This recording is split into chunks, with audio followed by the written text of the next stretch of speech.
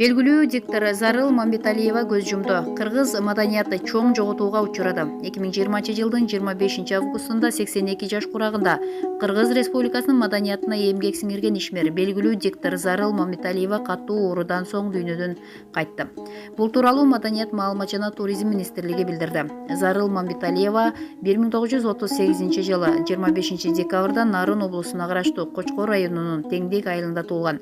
Улуу атамекендик согуш учурунда ата-энесинен эрте ажыраган Зарыл Мамбеталиева Сатар Абылкасымов деген тууганынын колунда тарбияланып, Ош облусунун Кара Суу районунда 7-класска чейин окуган. 1952-жылы Жалал-Абад облусундагы Пушкин атындагы педагогикалык окуу жайына кирип, 1957-жылы башталгыч класстын мугалими кесибине ээ болгон. Эмгек жолун Ош облусунун Арабан районунда башталгыч мектепте мугалим болуп иштеп баштаган. Туубаса таланты, шык дарамети менен конкурска катышып, 1961-жылы Кыргыз радиосуна диктордук кесипке кабыл алынган. Ошол жылдан 1997-жылга чейин Кыргыз мамлекеттик телерадио комитетинде диктор, жогорку категориядагы диктору болуп иштеп, 36 жыл эфир толкунунда өнү өчкөн эмес.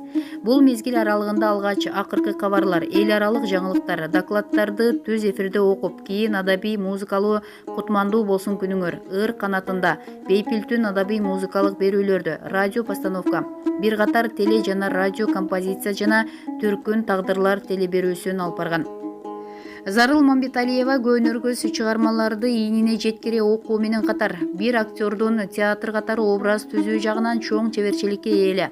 Ал Тургай Манас эпосунун 1000 жылдык мааракесинде эпостун Каникейдин тайтооруну чапканы, Каникейдин жомогу бөлүктөрүн эл суктангыдай бийик чеберчиликке көркөм окуган. 1981-жылы Зарыл Мамбеталиевага көп жылдык үзүрлүү эмгеги жогору бааланып, Кыргыз Республикасынын маданиятына эмгек сиңирген ишмери ардактуу наамы берилип, 1997-жылы ардактуу эс алууга чыккан. Зарыл Мамбеталиева иштерман адес, мыкты устат, жарандык позициясы бекем, билими терең, адамдык парасаты бийик, көп кырдуу инсан болчу.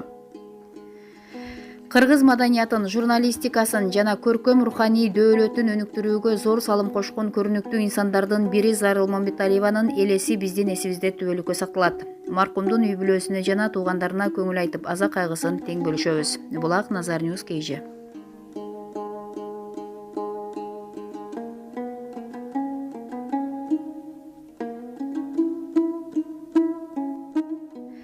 Ырчы Сайкал Садыбакасова эниси жүрөк оорусунан каза болгонун айтты. Кыргыз Республикасынын эл артисти Гүлшайыр Садыбакасованын уулу Эркин Садыбакасов кечээ түнү жүрөк оорусунан улам каза болду. Маалыматты Супер KG порталына Ырчы Сайкал Садыбакасова тастыктады. Иним кечээ түнү Бишкектеги үйдөн жүрөгүм ооруп жатат деп калды. Тез жардам кызматын чакыртып, ооруканага алып бардык. Көп өтпөй эле көз жумду. Жүрөгү кичине ооручу окшойт. Бирок астма оорусу менен жабыркап келген. Эркин 19 жашта эле, эл аралык мамилелер академиясында окуучу деди ал. Супер KG порталынын эмгек жамааты Гүлшайыр Садыбакасованын, Сайкал Садыбакасованын жана алардын жакындарынын аза кайгысын тең бөлүшүп, терең кайгыруу менен көңүл айтат. Булак Супер KG сайты.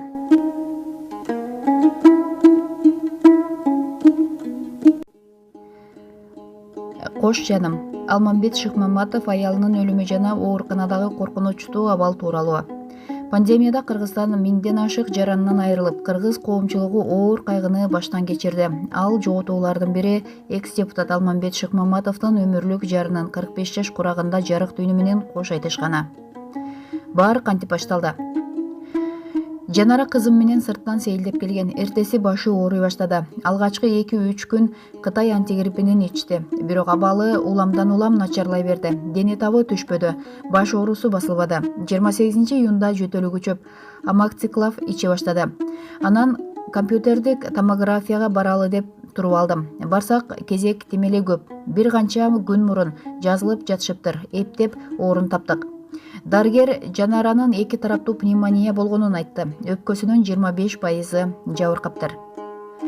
Кайсы жактан жуктуруп алганын билдиңиздер белем. Бул бир туңгуюк болду. Бардык жерде ПЦР анализде сурап жатышты. Кагазда ооруганың жазылса, ооруканага алышат. Ал эми оорунун белгиси болуп турса да ПЦР анализиң аны көрсөтпөй турса же балекет баскыр справкаң жок болсо, анда ооруканага жаткырышпайт. Үйүңдө жатып өлө бер дегендей. Биз бир пульмонолог таптык. Ал жазып берген антибиотик, ысык ийне, кальций хлорид жана Дексаметазон дарыларды кийин окусам пневмонияда таптакыр болбойт экен. Акыркы улуттук госпиталдан араң дегенде орун таап, ал жакка жаткырдык. 1-июлда жаткан. 4 күн өтүп телефондон жазгандарыма жооп бере албай калды. Ушунчалык алсырап, жада калса билдирүү жазууга да алы келбей калыптыр. Андан мурун деми кыстыгып, телефондон жооп бере албай калган. Дарыгерлер эмне деп жатышты? Дарыгерлерге күн сайын чалып жаттым. Карантинде киргизишпейт. Чалган сайын абалы оор бойдон бардык аракетти жасап жатабыз деп жатышты. Майда чүйдөсүн сурасам жиндер келет. 5-июлда чыдамым кетип, түз эле ооруканага качырып кирип бардым. Кызыл зонасында, башкасында урганым жок деп. Абалы туруктуу дейт. Туруктуу болсо Жанара эмнеге жооп бербейт? Анан эмне кылышым керек эле? Качырып кирип барып, көргөндөрүмө шок болдум. Узун, кир коридор. Оорусунан улам 10 топ, бинт менен байланган жерлери кан болуп тургандар. Бейтаптар арасында эмне кылып жардам берерин билбей, ары бери чуркаган медайымдар. Жердин баары булганыч, шумдук. Көзүң мындайды көрбөсүн. Дарыгерлер жок. Медкызматкер аттуудан чоң скафандр кийген бир медайым. Ал эмне кылуу керек экенин билбей алдастап калган. Дарыгер кызыл зонанын сырт жагында онлайн консультация дары жазып берип жүрүптүр.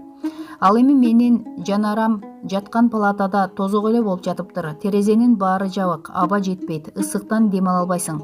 Аялым керебетте отуруптур, дем жетпей, сүйлөй да албайт. Ушуларды көрүп шок болуп калдым. Жер көчүп жаткандай сезилди. Палатанын ичи жагымсыз жыттанып турду. Жанарам керебетте халат кийип отуруптур. Купку, көзү китирейип калган, араң эле үн чыгарат. Курсак тушу кулкулдап, тияка бияка көчүп турат. Улам дем алып жана дем чыгарган сайын тияка бияка көчүп турган анын ичи азырда көз алдымда. Ал кайсы күн эле? 5-июль болчу. Башка ооруканага котуртом, айыгасың деп бир нерселерди айткан болдум. Өзүм болсо анын көздөрүнө эле карап турдум. Көзүндө кайгы, бир башкача жылуулук, сүйүү турду. Ал эми халатынын алдында ары бери көчүп, чулкулдап турган анын курсагы. Өзү болсо мени сооротуп, мага дем берүүгө аракет кылып жатты. Балдарды айтып, кабатырланып. Азыр ойлосом, ошондо эле абалы өтө оор экенин сезген окшойт. Бирок ушунчалык кайраттуу эле. Жөнү жок, чамына берчү эмес. Эч убакта. Башка ооруканада да шарт жакшыраак беле. Билбейм, ал жакты көрө албай калдым да. Себеби менин Жанарам 5-июлда кечинде кайтыш болуп калды. Кечки саат 7-лерде ага баргам. Түнкү 11-лерде көз жумуп кетиптир. Бизге ооруканадан эч ким чалып кайтыш болгондугу тууралуу айтып койгон жок. 6-июлда эртең менен карындашым ооруканага барыптыр. Мага чалып ыйлап, Жанарадан айрылып калыптырбыз деп суук кабарды айтты. Мен ал жакка кантип жеткенимди да билбейм. Учуп эле барыптырмын. Ишенгим келбеди. Жаңылыш болушу мүмкүн. Бирөөлөр менен алмаштырып алышкан окшойт деп ойлодум. Кызыл зонага жетип, чуркаган бойдон палатасына кирсем, керебети бош. Жанындагы палаталаш кошунасы Жанара көз жумду деди. Коридорго чыктым. Ал жакта каталка туруптур. Анда кара целлофан мүшөк жаткан. Ошондо Жанарам жатыптыр. Палаталашынын айтканына караганда Жанара кычкылтек концентраторун чечип, дааратканага бара жаткан жеринен эс учун жоготуптур. Абалы начарлаганынан кошунасы медайымдарды чакыртыптыр. Анан Жанараны реанимацияга алып кетишиптир. Андан кийин 5 мүнөт өтпөй эле аялымдын каза тапканын айтышыптыр. Реанимацияга жетпей калыптыр. Ал абдан тез эле кетиптир. 30-40 мүнөттүн ичинде эле. Эми бул окуяны кантип жана кимдер менен териштиресиз? Негизги жоопкерчилик мурунку премьер-министр Мухаммедкалай Абылгазиевде жана анын шалаакы командасында деп ойлойм. Эсиңердеби, алар пандемияга даярдык сонун деп ар күнү айтып келишпеди беле. Биринчи учур катталган күнү эле өзгөчө кырдаал киргизип, карантин жарыяланды. Башка өлкөлөрдө өзгөчө кырдаал менен карантинди саламаттыкты сактоо системинин ишин жеңилдетип, бейтаптардын көбөйүшүнө даяр турууга, таажы илдетин жуктуруп алгандарды айыктырууга даярдоо үчүн киргизишкен да. Карантинди дарттын көп катталуу учуру өткөндөн кийин жоюшкан. Отставкага кетүү деген бул Абылгазиев үчүн жоопкерчилик эмес. Жоопкерчилик жогору жакта жоготууларга жараша болушу керек. Эмнеге дал бизде ушундай коллапс болгонун териштирүүгө милдеттүүбүз. Канчалаган кишилер каза тапты, канчалаган кишилер балким майып болуп калат. Андан кандай жыйынтык чыгарабыз? Буга ким күнөөлүү? Ал кездеги абалды кылдат элик деп териштирип, андан кийин чара көрүшү керек. Азыр сизге жеңил эмес убак. Саясий иштерге аралашууга күч кубатыңыз келеби? Жалгыздыкты баштан өткөрдүңөр беле? Айлана тегереңерде киши көп. Ал тургай уул кызыңар айланчыктап турса да, ээн талаада калгандайсың. Менин абалым азыр ошондой. Ичим эңшерилип калгандай. Башка нерсеге алаксыйын деп жолугушуу, сүйлөшүүлөргө барайын дейм. Болбосо акылдан адашып кеткендейсиң. Бирок бирөөлөрдүн мени аяп, жалооруп турганын издештирген жокмун. Кайгыга алдырып, чөгүп кетпешим керек. Менин 3 уулум жана кичине кызым бар. Акылайым 10 эле жашта. Эми ага ата да, эне да болушум керек. Билесизби, азыр мен эмнеге көбүрөөк өкүнөм? Өтө өкүнгөнүм. Жубайыма сүйө турганымды сейрек айтканым. Мен аябай катаал адаммын. Эркелеткен да жокмун. Ал эркелегиси келчү. Кучактаса койчу эми деп кагып койчумун. Азыр болсо аны бир жолу боорума кысып алыш үчүн бар жогумду бермекмин. Эч качан оюма келбептир, менден мурун кетет деп.